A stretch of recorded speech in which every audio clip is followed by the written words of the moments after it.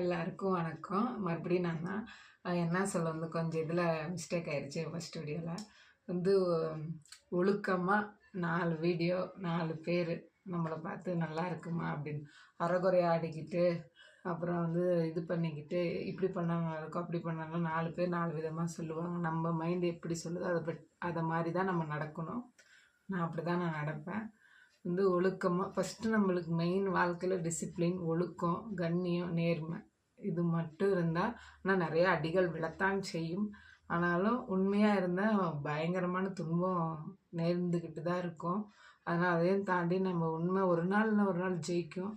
நம்பிக்கை தான் வாழ்க்கை. அதை நான் கற்ற பாடம்.